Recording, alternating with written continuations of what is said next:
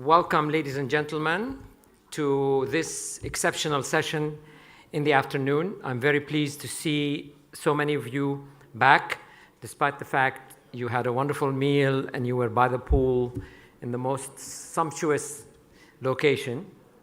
It shows your dedication. It shows your strong commitment and interest in this session.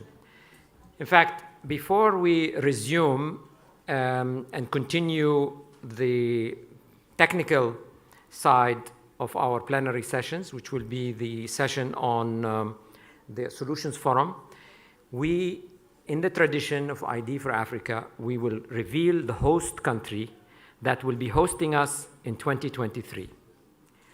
In fact, many of you have asked me the question, how do we select the country that will be the host for the annual augmented meeting now, for the augmented general meeting?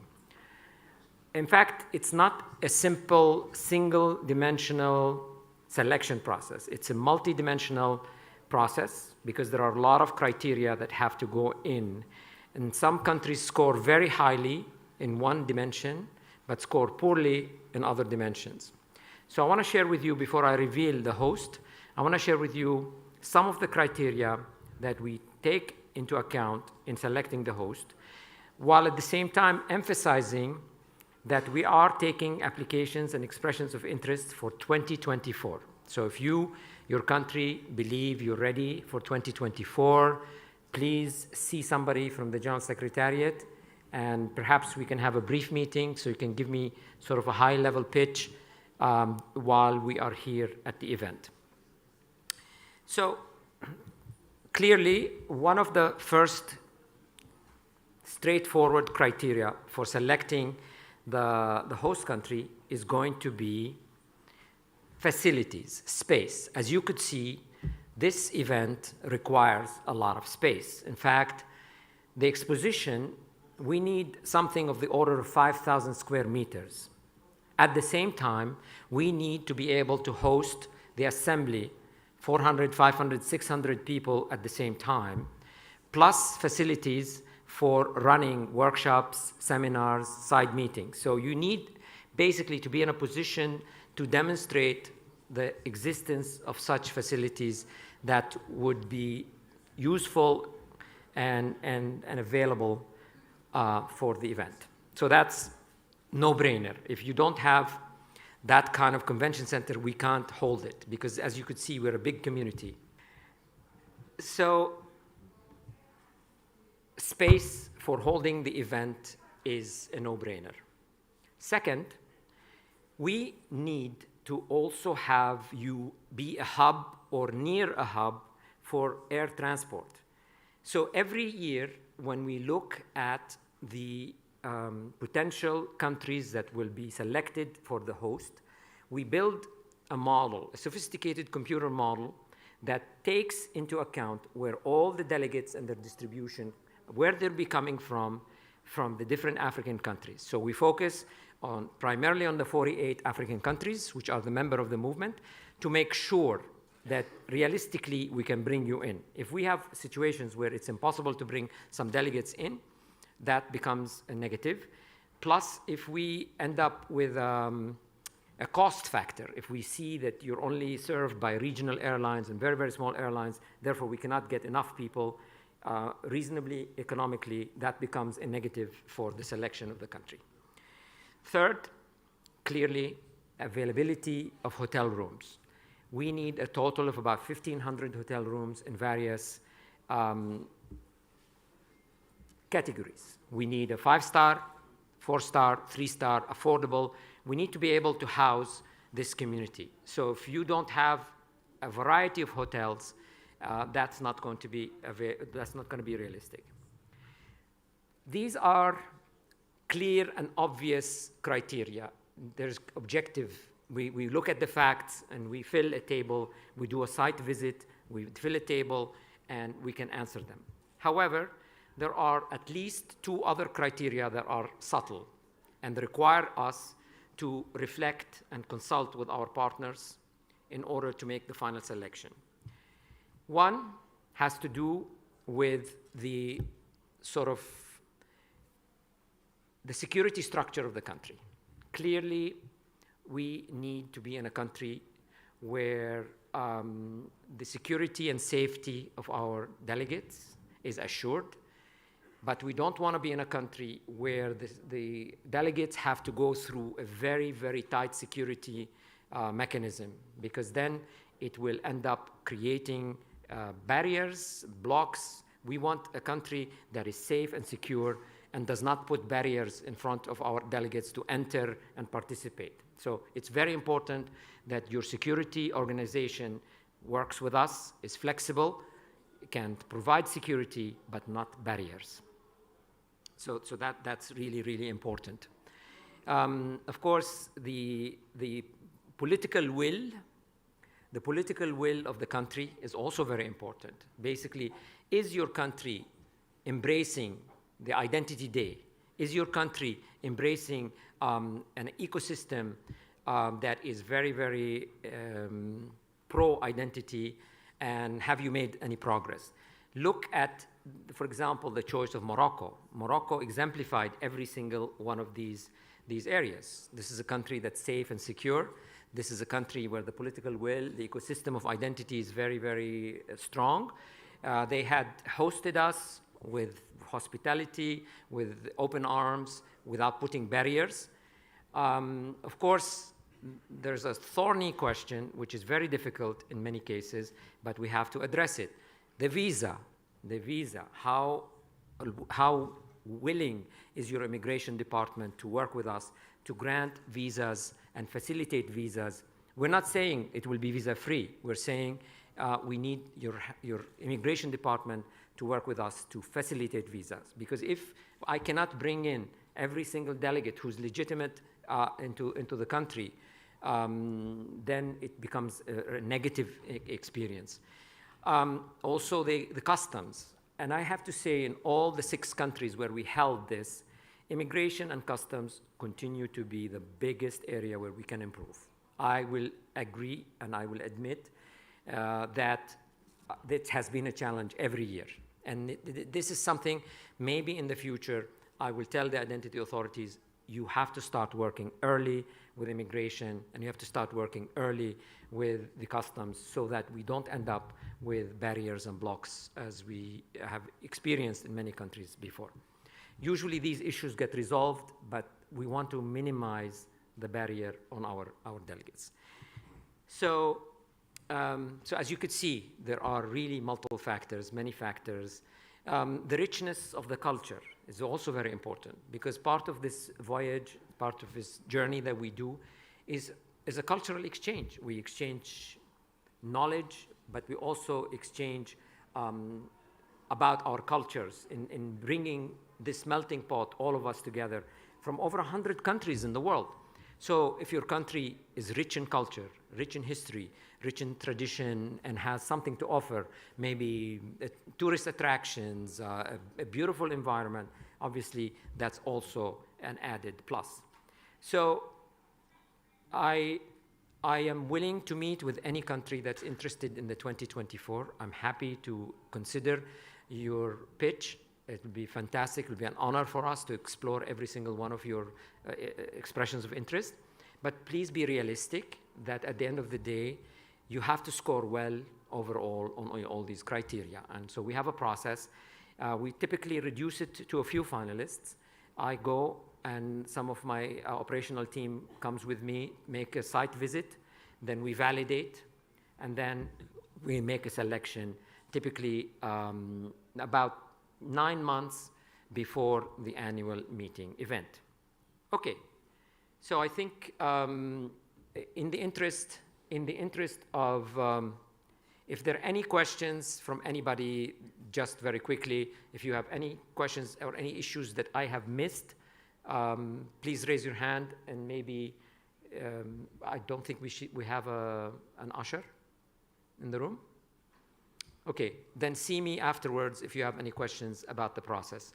I want to move on because I don't want to delay the afternoon session. Now, the 2023 has been known for a while, has been determined.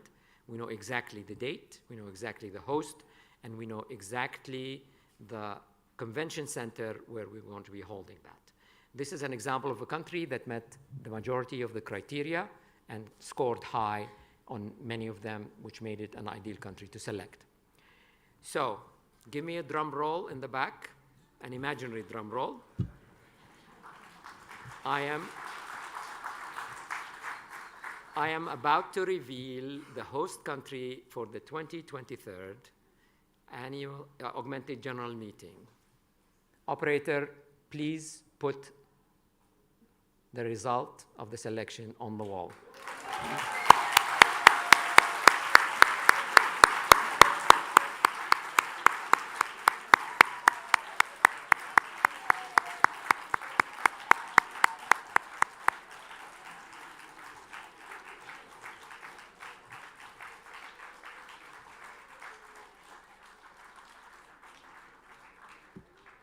At this stage in time, per tradition, I would like to ask the selected country delegation to come to the stage and officially accept the hosting of the ID4Africa AGM 2023, to be followed by handing off of the custodialship from Morocco to Kenya.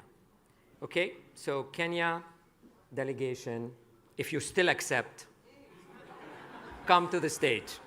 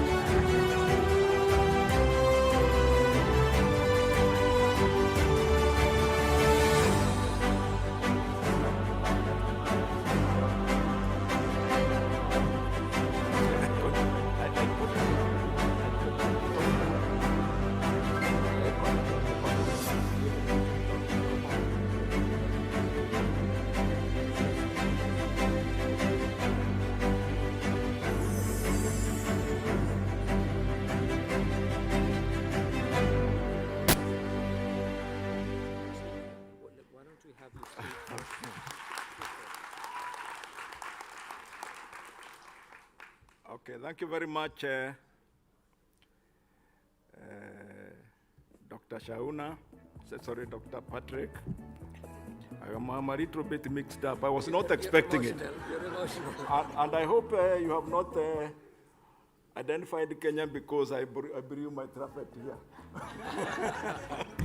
Okay, thank you very much for this great honor. of identifying Kenya to host 2023 ID4Africa. We in Kenya take ID4Africa very seriously, and you can see by the composition of our delegation here. Here we have CEOs of various identity-related agencies. We have members of parliament. We have people from the private sector and all saints. We take this meeting very, very seriously since its inception in Dar es Salaam. It is a movement which has been growing, and in Kenya, we have been gaining a lot of benefits from attending this conference. Actually, it has helped us in coming up with a lot of our reform ideas in terms of not only identity movement, but also in terms of the infrastructure, and again, also in terms of the policies we put in place. I wouldn't want to go on tabulating what we have gained from this. You all come and see for yourself when you come to Kenya. We will be very, very eager to host all of you. For those who may not know Kenya, it is known for athletics. You know, some of the greatest runners you have in the world come from Kenya. But it is also known for other things. So we want you to come and see that Kenya is also known for other things other than just athletics. And of course, also in the identity movement, you'll also see what Kenya has achieved and what we are striving to do. Maybe if you allow me just 1 minute, I'll introduce our heads of delegations. Yes, please. So that at least you can see them. Madam Mutesh. This is the gentleman who is the Director General Immigration, Kenya. Yes, sir. Thank you so much. It's a great honor, ID4Africa, and we look forward to facilitating your visa entry into Kenya. Thank you so much. This is really music to my ears, and so you got it from the head of immigration. Okay. So it's going to be easier visa. Okay, thank you. Yeah, the other head of delegation we have is the head of civil registration, the Director General of Civil Registration, Janet Musharo, who is also a Deputy Ambassador.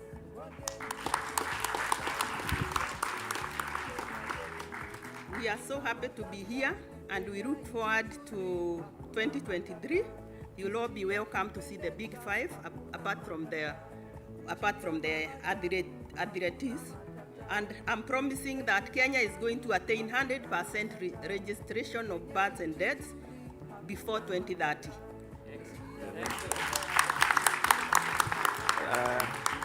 Thank you very much. And we have been talking about countries coming up with the data protection law. Kenya already has a data protection law in place, and the regulations are in place. For purpose of benchmarking, for some of you who may wish to find out how it was done, how it has been beneficial to the country, let me introduce our Commissioner for Data Protection. She's here. Good afternoon. When I say Kenya oye, say oye. Kenya oye. We look forward to hosting you. Thank you very much. And I told you, in terms of the legal reform, we like learning from others, and especially when you want to integrate technology, when you want to integrate policies, and what other governments are doing. So our chairman of our National Administrative Security Committee, where we are trying to make a lot of reform in terms of the law, is here with members of the parliament. So, chairman, just come. Good afternoon. Kenya oye. Kenya oye. Thank you very much. I heard you, Chairman. We are going to make sure that there's political goodwill, and most importantly, that there's security. I lead those two fronts. I'm the chair, administration, national security, you can be sure your security is guaranteed. And we are going to cultivate political goodwill with my colleagues, Honorable Kaunya. He has been a commandant of police, but now he is a member of parliament, also a long-serving civil servant. Madam Halima Mucheke, also member of parliament, and of course our head of secretariat, Adan Gidicha, having served in government for over 20 years. You are welcome. Kenya is the place to be. Thank you very much. And finally, we work very closely with the international community. And Violet here is a representative. We have been working very closely with her in terms of coming up reform agenda in identity movement and civil legislation in Kenya. Violet. Thank you very much, and good afternoon. We are so proud of Kenya as a model country in realizing Agenda 2030.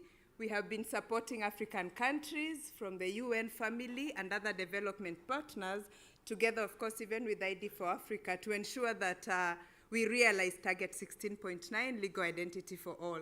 And so Kenya is leading as a model and really supporting other countries as a learning center for South-to-South learning. So you're welcome, and we'll be having a lot to showcase on the progress they have made. Thank you. Okay. Thank you very much. And today, when we were in the forum here, we talked about how organizations, how agencies should be able to complement each other, work together. And I mentioned that Kenya, we have a committee where all the major players play a role in terms of coming up with initiatives towards reform.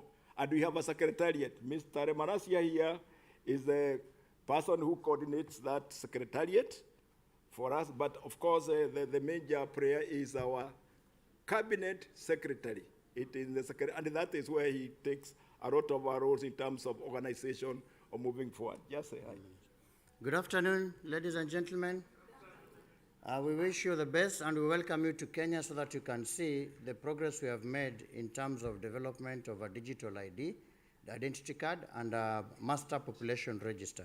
It is still work in progress. We are doing it in conjunction with the rest of the departments. Welcome, we will showcase for you. God bless you. Okay, thank you very much. I will not introduce the others, but of course, their heads of agencies have said something. Let me once again echo our delight in being identified amongst all the other countries to host the 2023 ID4Africa. Our minister for ICT wanted to come to this forum, but as I said, we are in an election year, and he couldn't come. Actually, he sent his personal assistant. This lady here is the personal assistant to the minister. Even my permanent secretary, Dr. Atikinos, we didn't know that we were going to be accorded the privilege of hosting 2023. But they were interested to come and find out, because we have been talking about South Africa, how Kenya is doing and how they can be able to join in the rest of the African and the world community in terms of moving out the identity movement. Otherwise, thank you very much. Na karibuni sana. Karibuni means welcome. Welcome. We haven't finished the protocol. Let me finish the protocol. Stay here, please. Okay. To finish the protocol, clearly we are here this year in a wonderful country, in Morocco, in a country that's been very, very very warm in their hospitality, but also provided us with all the facilities that we need. So we're going from a strong country to another strong country, and that's what we want to see. We want to see going from one place to another. And in the tradition of handing over this sort of the custodial chain, we like to call on the representative of the government of Morocco, the host of our event this year, to come to the stage and hand over the future 2023 custodialship to our Kenyan delegation. Omar, I believe you are going to be the representative. Omar is the ambassador of ID4Africa as well. So ambassador to ambassador. So please. We promise you another good meeting. Thank you. Okay, thank you very much. Thank you, ladies and gentlemen, for being with us. Thank you to Kenya. And we're ready now to start the forum, the Solutions Forum. I'd like to call to the stage. Africa arise, Africa arise, Africa arise, oh mama. ID for Africa, ID for Africa, Africa arise, oh mama.